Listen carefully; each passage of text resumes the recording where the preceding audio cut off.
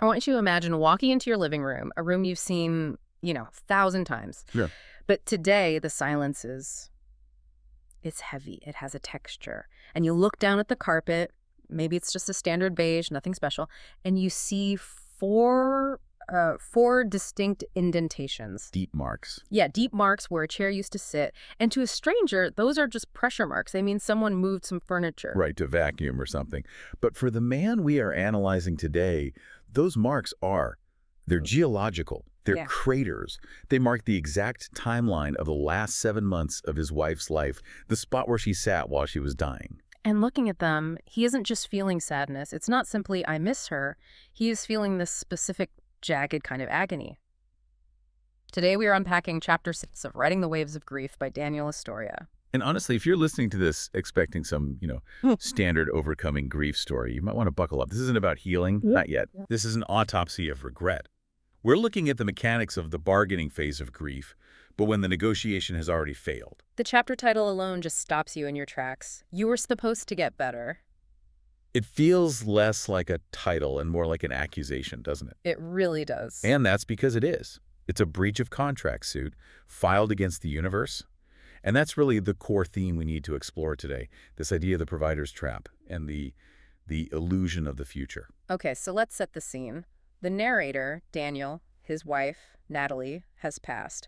And he describes his own behavior in a way that I found incredibly brave because he admits to acting. Well, he basically questions his own sanity. He does. He's walking around the house just muttering to himself. Right. He says, sanity is certainly questioned when we find ourselves doing things we know are not logical.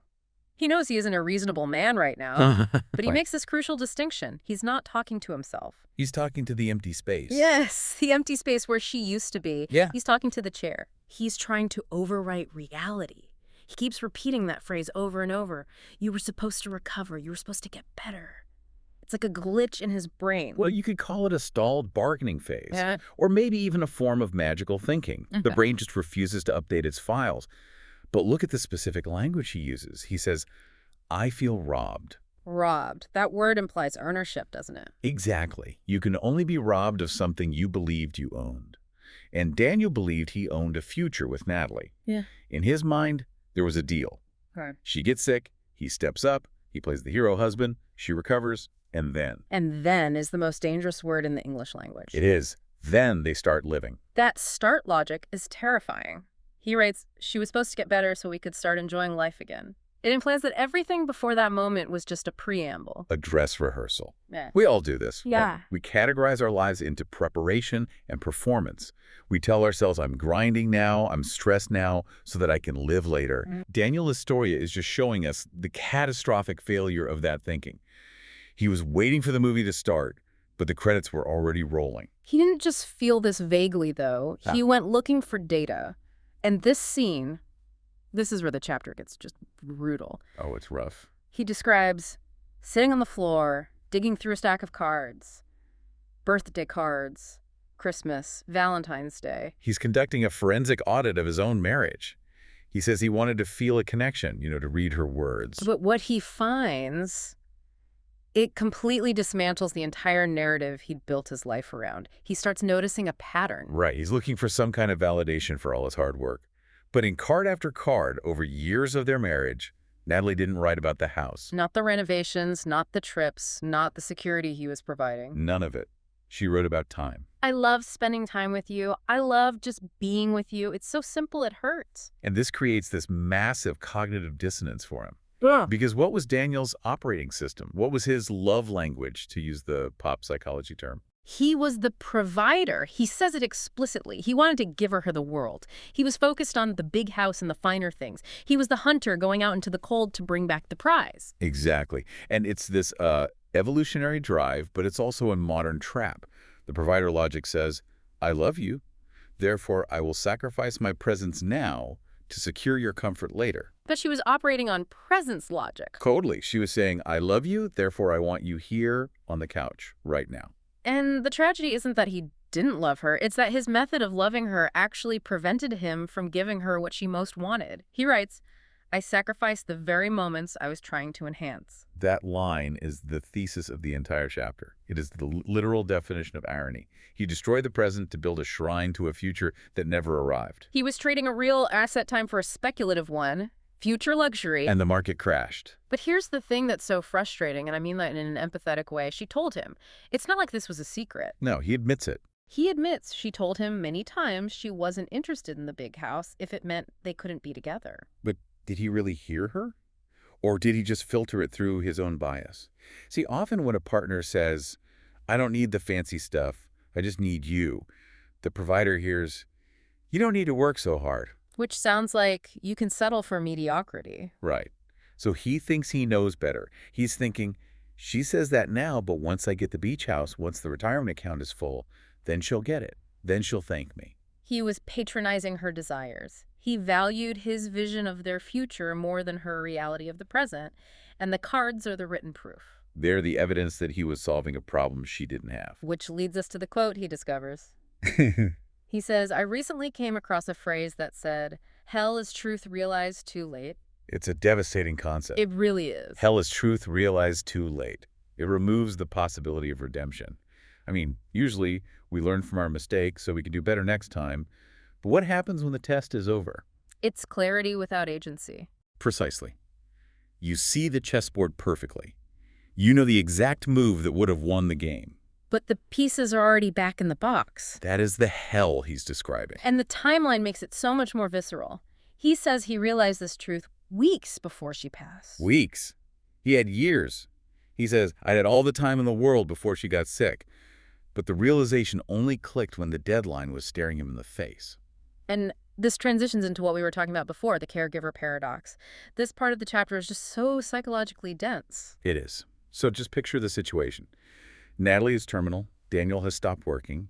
He's by her side 24/7, reading to her, caring for her, being attentive. He has finally become the husband she described in all those cards. Right. And an outsider, a nurse, a friend, whoever, sees this and says, you're doing a great job. You're amazing. And Daniel's internal reaction isn't pride. It's anger. It's shame. He thinks, I know I'm doing great. My problem is that she's getting my great now. Because she's dying. Yes. She's only getting the best version of him because the end is near. He writes, she didn't get enough of my great back then. It's almost like his own competence is mocking him. If he had been incapable, if he was just a bad husband, that would be one thing. But he's proving to himself in real time that he could have been this guy all along. That's the knife twist. It wasn't a capability issue. It was a priority issue. He had the software installed the whole time. He just never ran the program. And he projects that realization onto her. He says, I knew her well enough to know that some part of her was sad to realize it took her being sick for me to give her my best. Just imagine the weight of that. Lying there, finally getting the intimacy you crave for 20 years, but knowing the only reason you're getting it is because you won't be here in a month. It turns the act of caregiving into a confession of guilt. It does. So now he's stuck with this knowledge, and naturally, his friends and family try to comfort him. They give him the standard advice, don't beat yourself up, don't dwell on it. Which is well-meaning, but psychologically, it's like telling someone with a broken leg to just walk it off. It doesn't work. He uses a specific analogy to explain why. The white elephant. Right, the white elephant. This is a classic demonstration of what psychologists call ironic process theory. I love that term, ironic process. It fits perfectly. The theory states that if you try to suppress a thought like, don't think of a white elephant, your brain has to enter a monitoring loop. It has to constantly scan your consciousness to make sure you aren't thinking about the elephant. But to scan for the elephant, you have to conjure the image of the elephant. Exactly. The act of suppression summons the thought. So when people tell Daniel, don't dwell on your regret, his brain goes into overdrive. Okay, checking for regret. Yep, found it. Checking again. Yep, still there. He can't escape it. And that obsession brings us to the other major symbol in the chapter. We started with the indentations in the carpet. Now we have to talk about the phone. Ah, the phone. The modern altar of distraction. This part hit me hard because it's so relatable. He talks about how Natalie used to get frustrated because he was always on his phone. But he wasn't just scrolling social media. No, he was working. And this is why he felt justified in the past. The phone was his tool. It was the shovel he used to dig for gold to build that future life. To him, the phone meant security. But to her. To her, the phone was a wall. It was a competitor. It was the third person in their marriage. And now that she's gone, Now he notes the irony. He says his phone is relatively silent. he calls it a sad amusement. Just think about the reversal of needs. Back then, when she was alive, she needed him to put the phone down. She needed his presence. But he gave her busyness. Now he's sitting in that silence, the very silence she craved. And he hates it. He needs the phone to ring now. Exactly. He needs the distraction. He needs the work. He needs the noise to drown out the fact that she's gone. Yeah. The thing she needed, silence, is now his torture. The thing he prioritized, work, is now his only coping mechanism. It just highlights how completely out of sync they were. Two ships passing in the night, but one ship was labeled future and the other was labeled present.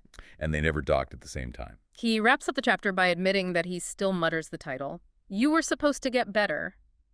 He knows it's not healthy. He knows about the white elephant, but he can't help it. He says, I can't complain much, for I had many chances. I just didn't get the one I needed once I realized the truth. That distinction is so vital.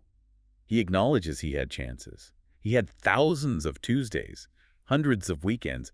He just didn't have an enlightened chance. He didn't have a chance where he possessed the wisdom he has now. It reminds me of that Kierkegaard idea that we live life forwards, but we can only understand it backwards. That is the architecture of regret. It's the desperate desire to take your current operating system and install it on your old hardware.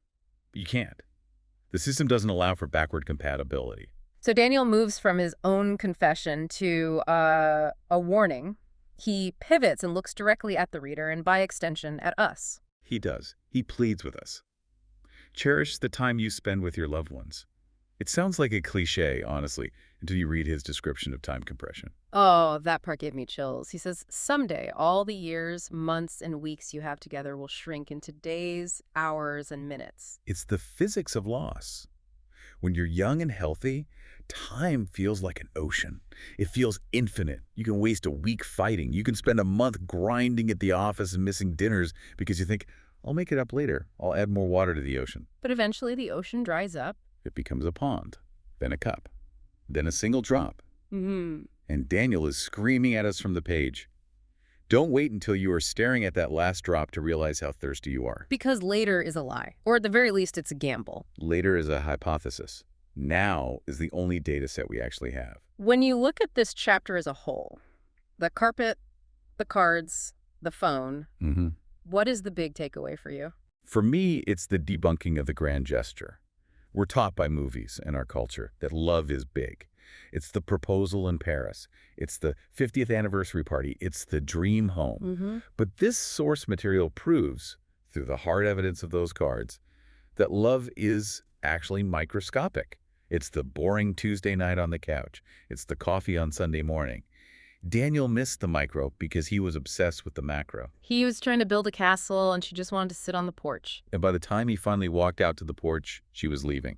That is a heavy realization, but I think it's a necessary weight. It forces us to look at our own living rooms, our own carpets, our own phones. It demands an audit of our priorities, you know? Are we investing in a future that might not exist at the expense of a present that definitely does? I want to leave you, the listener, with a thought to carry with you. We've talked about Daniel's trade-off, trading the present for a future that never happened. The phantom future. Exactly. So here's the question. If the future you are working so hard toward suddenly vanished today, if the promotion never comes, if the retirement plan dissolves, if someday gets canceled, would the present you are living right now be enough? That's the scary question. If the answer is no, are you offering the people you love a trade-off they never actually agreed to sign? Look at the cards. See what they're actually asking for. Thanks for diving deep with us. We'll see you next time.